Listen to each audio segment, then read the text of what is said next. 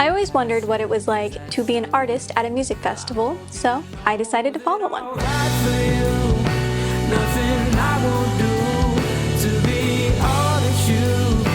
This is Josh Gluck.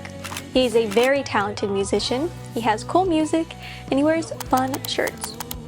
And this is his band for the music festival, but I will let him introduce them to you. Drums, Eggert over here.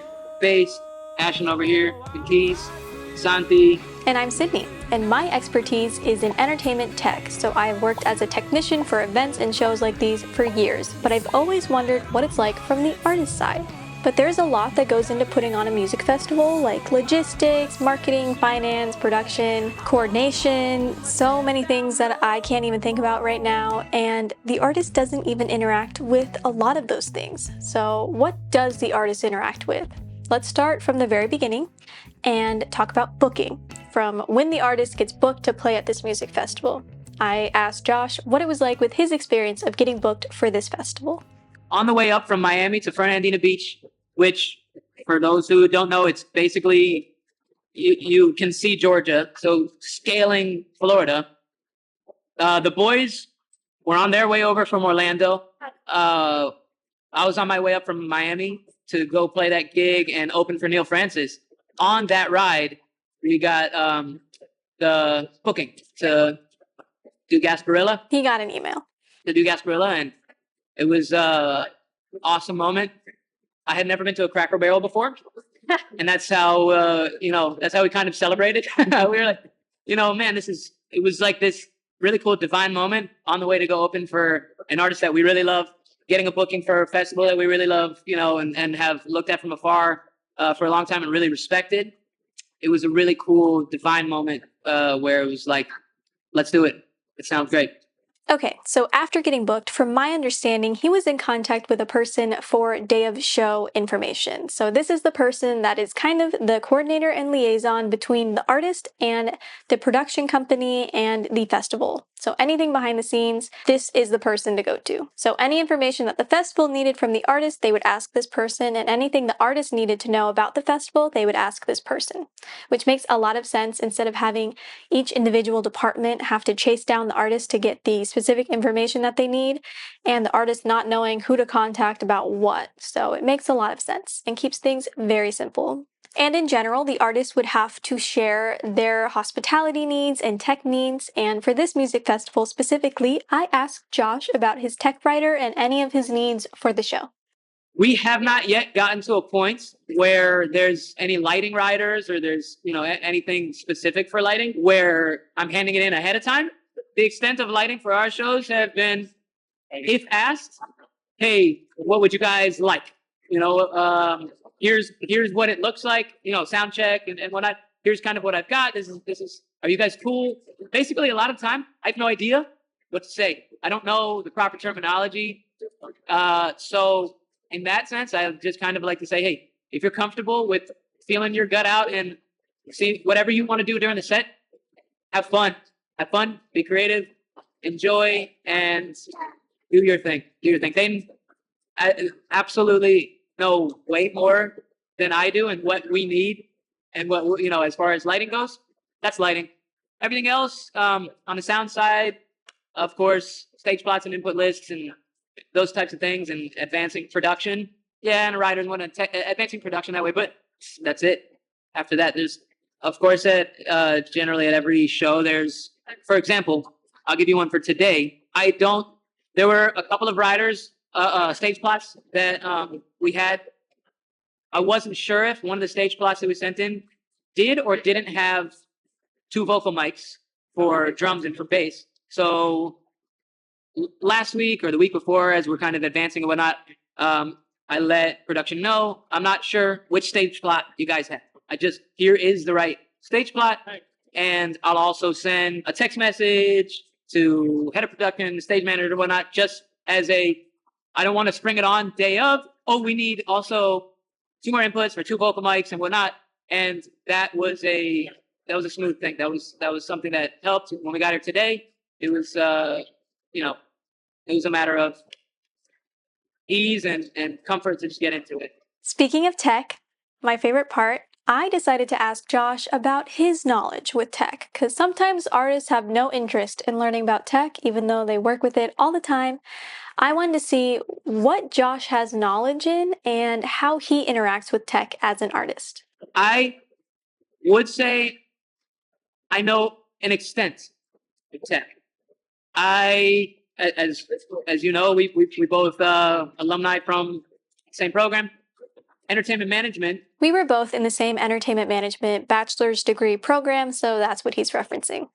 What I did in my time in college, I did not fully allow myself to go into the creative world until getting closer to graduation.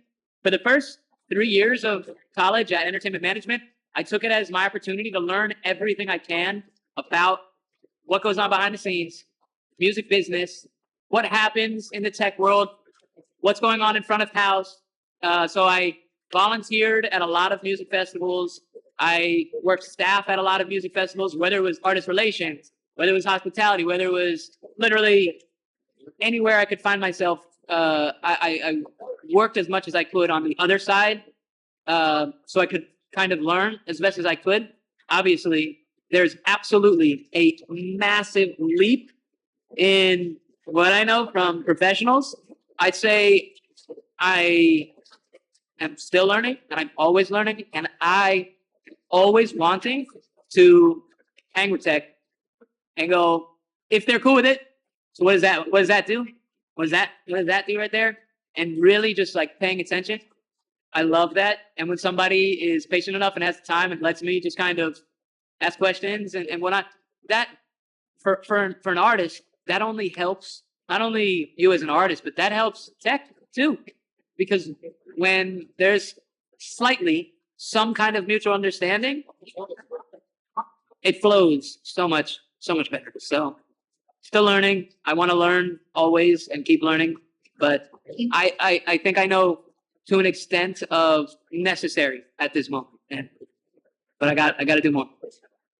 Lights is the bottom extent of my knowledge. Lighting is a lot where I'm like, how you doing that?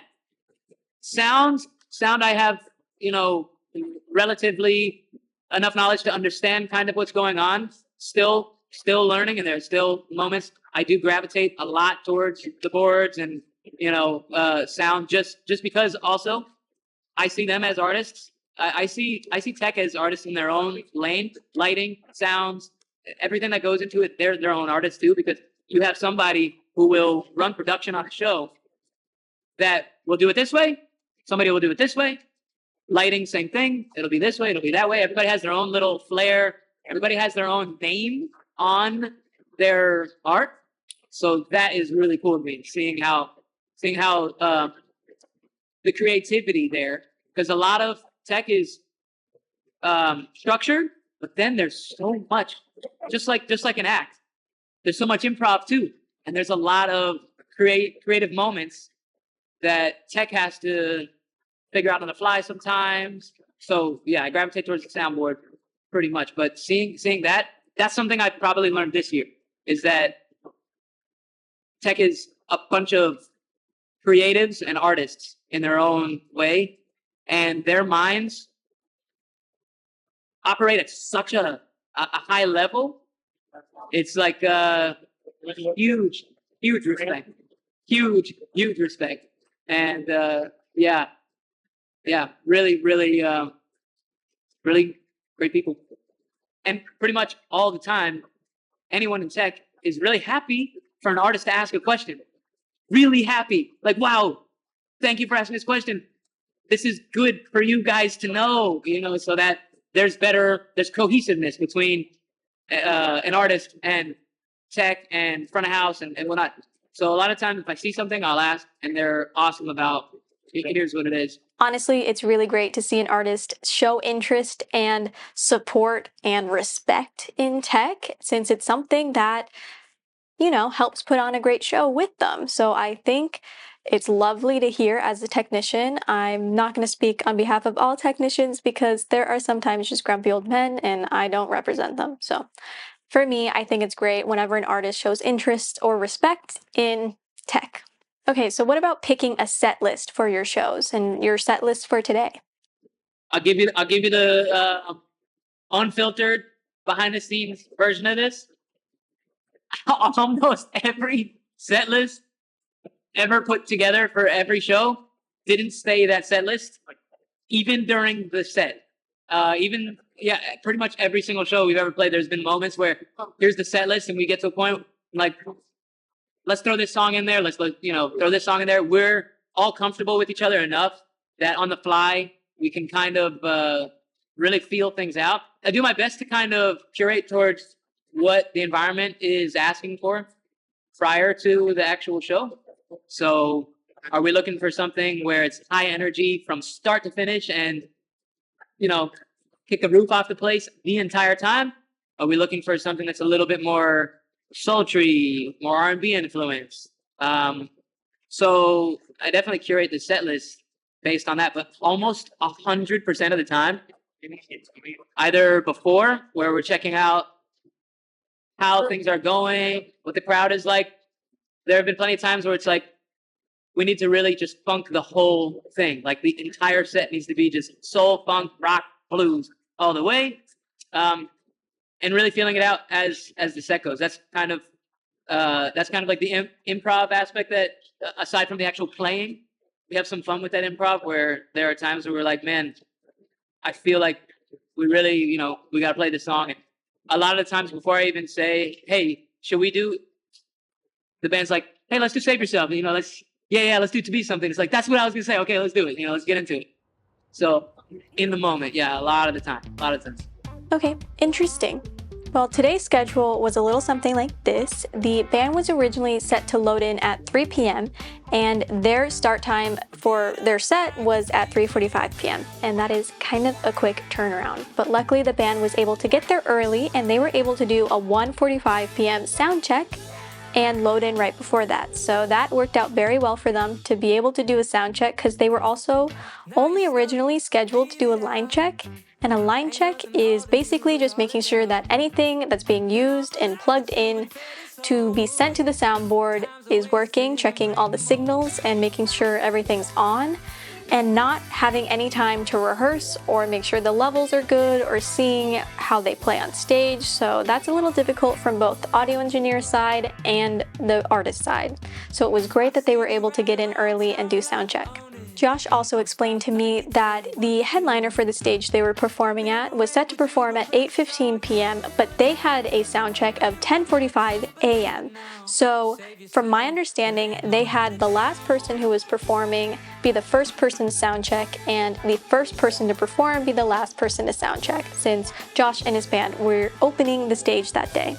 It's great because since they got all this extra time, they were able to sit and enjoy the artist hospitality area of that festival, that side of the festival, and it was really nice. It was very empty because it was before gates even opened and not many artists were really in the space, so it was very empty, very nice, very calm, a nice calm before the storm, and we were able to actually shoot a few group and band photos beforehand.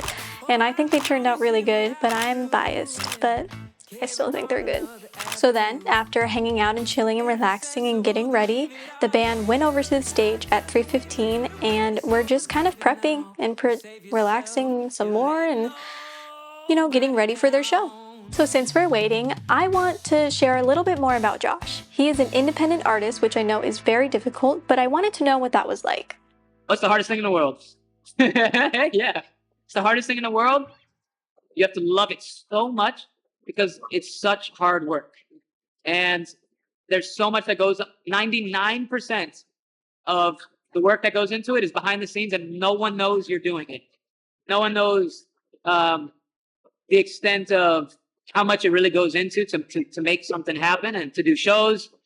I mean, I'm also the tour manager, basically, the tour manager and the manager. And so I'm also the one advancing things. And when we're getting to the venue and figuring out, there's this, and there's that, and all that. It's a lot. It's crazy, but I love everything about it.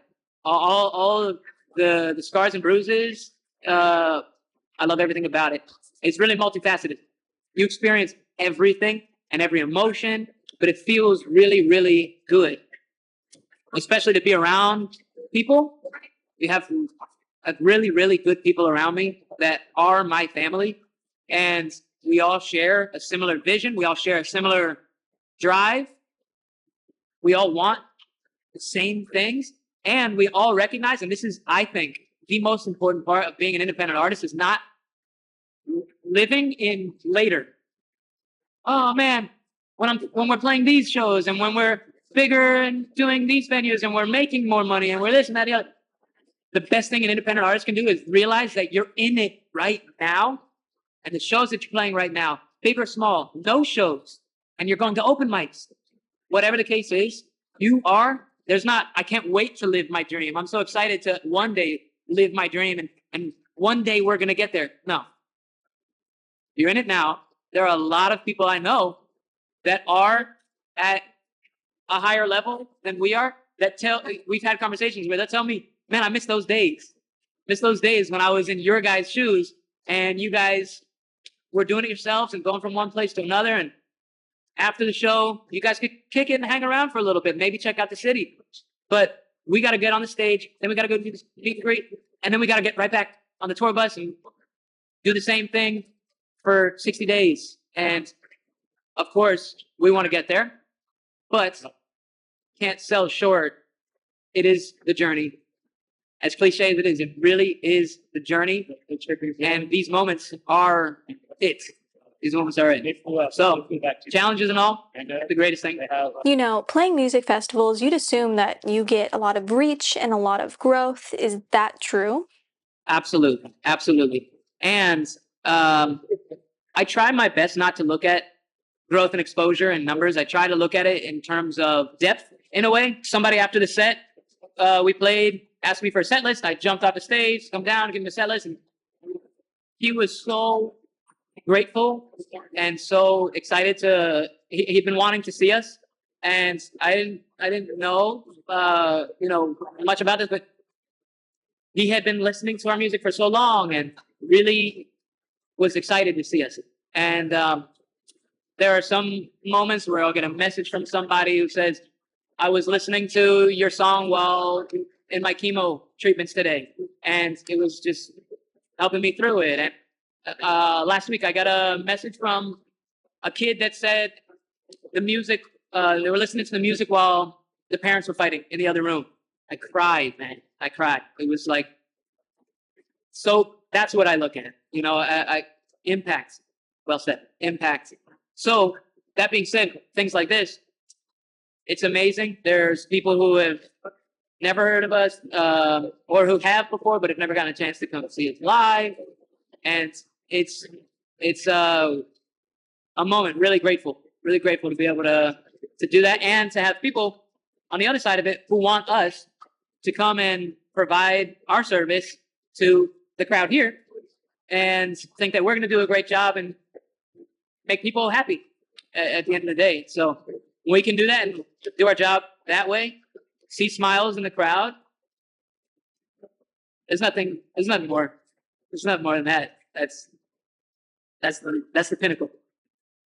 Josh doesn't want to focus on growth. He wants to focus on impact. And I think that is a lovely way of seeing things. Honestly, being in a room, and whether it's 5 people or 500 people, it's the impact of what you're doing makes more of a difference than the amount of Instagram followers you're going to get after that event. I think that is such a good way of seeing things, and just shows how much he truly cares as an artist. Okay, before we get too deep, the band's got to go on stage because it's 3:45. So I asked Josh to explain and describe the feeling of what it's like to get on stage and perform to someone who has never had that experience before. Yeah, that's a good question, Sydney. That's a good question. Thank you. It's like this thing where everything that you work for, all the hours that you practice and you put in effort to, you'll never get perfect, but to perfecting your craft, getting to a point, then you get on stage and you're like, I'm giving everything. This is it. So whoever's in the audience, whether they're audience members or their crew or their front of house or their security, everyone is now going to observe what you've worked for, what you've worked towards to get yourself to this point. So it's very vulnerable. There's a lot of vulnerability and nerves all the time.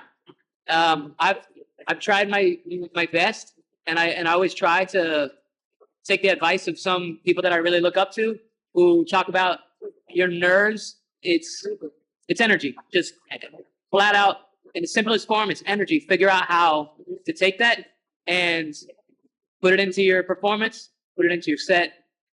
It's an unreal feeling. It's an unreal feeling, especially original music and writing songs. And I pretty much start writing every song myself in an acoustic guitar.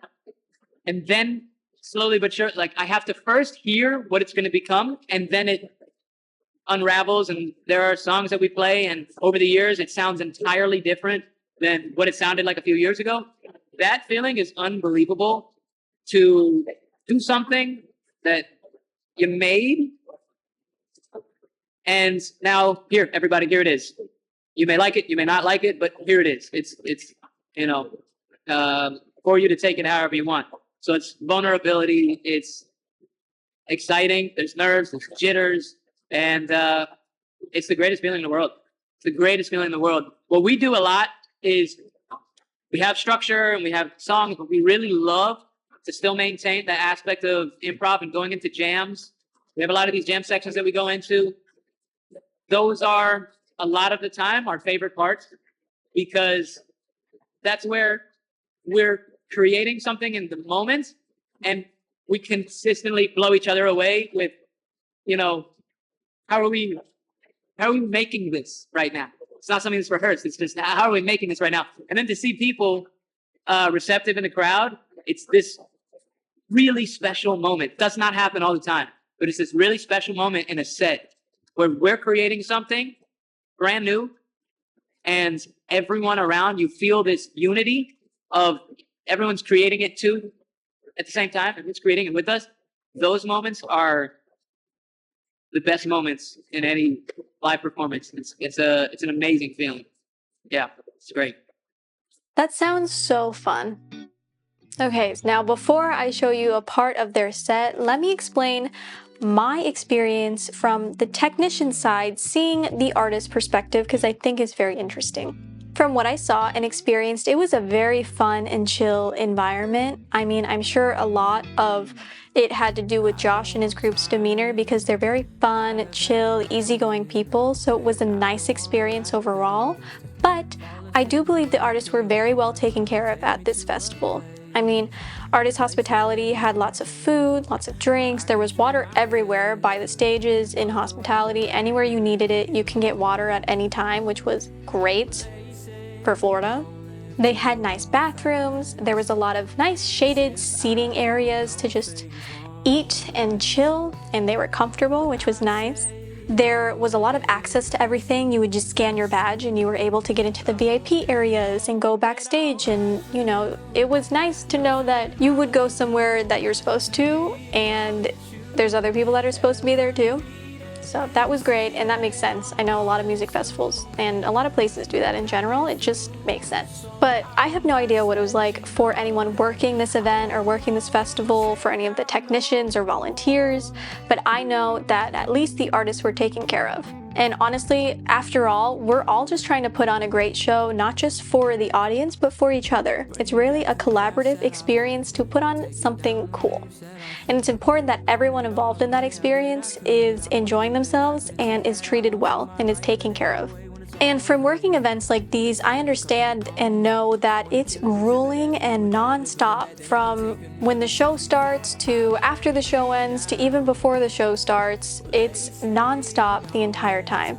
And that can be very difficult. But at least for the artist, it seemed like it was very much hurry up and wait. Okay, go on stage, do your thing, and then enjoy the festival. Which was nice that they were able to network, connect, study each other's acts, go support each other and go see each other perform, help each other out if they needed something. Just, at least for Josh, they were able to kind of get the weight of performing off their shoulders, since they were at the very beginning and the very first act to open that stage. They were able to focus on performing at first and then enjoy themselves after. But again, Josh is still an independent artist, so even though he was done performing, he was still a manager. So I saw him answering phone calls, emails, managing things and coordinating with people at the festival as well. And even after the very last act on the very last stage performing, and while everyone was leaving, he had to go over to the merch tent, wait for them to finish selling, and close out and grab his unsold goods, which were not a lot, so good for him, and get his earnings, because even though he performed and did all his work as an artist that day, he's still a manager, so he had to keep managing. And it seems like it's a very non-stop job, especially with what I've learned about his brain, just studying other people and their acts and the audience. Just he's constantly on, which is interesting and cool. But I think now is a great time for us to sit back and enjoy all the hard work Josh put into this set. So here is a song and a little part of Josh Gluck and the Family Tree. Our main purpose here on this earth is to love each other, to teach each other, to learn from each other, and to enjoy the time we have on this planet Earth. This song is called Leaves on a Tree. My name is Josh Gluck, or Josh Gluck and the Family Tree. Thank you so much for being here. We've got some hats over there just like this. If you're a Floridian, you don't get to have a camel hat, you need one of those. And we're staying. Thanks so much for rocking with us. The song's called Leaves on a Tree.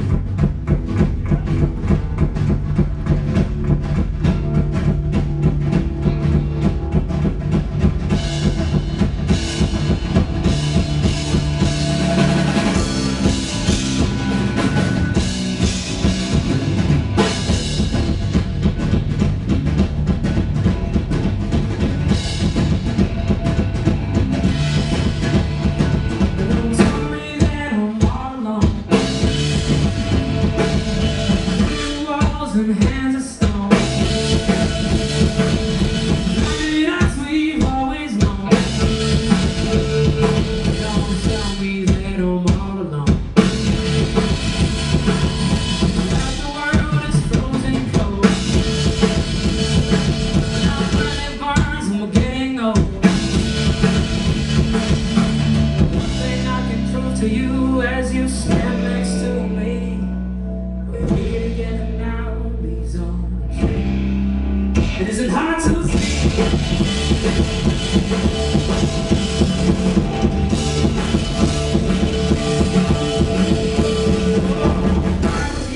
Where we come from, lives have been under the sun.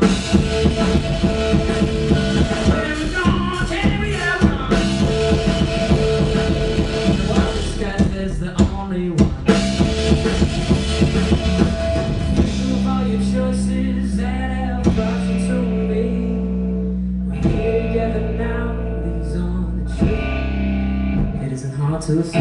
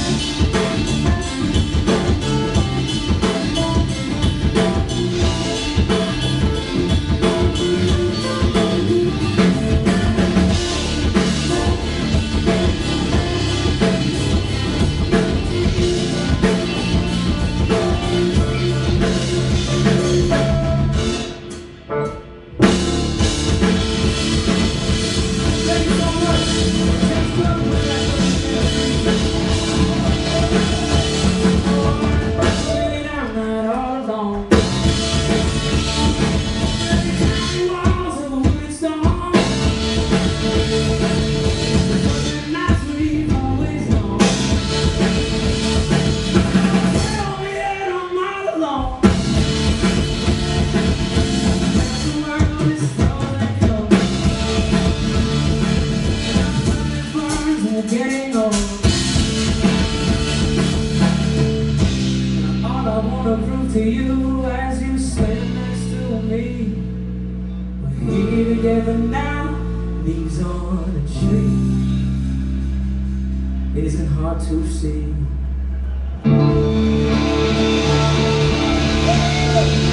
Thank you so much. Yeah, this was love.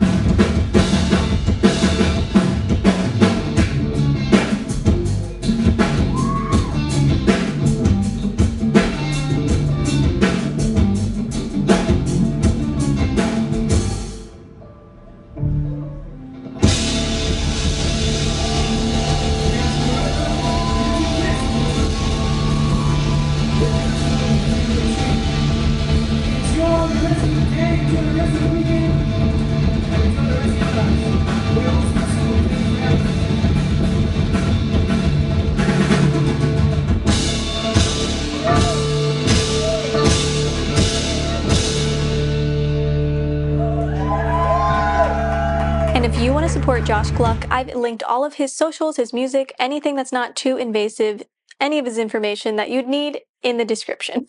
That was so difficult to say for some reason, but I hope you enjoyed the video and I hope you listen to Josh's music. It's really fun and funky.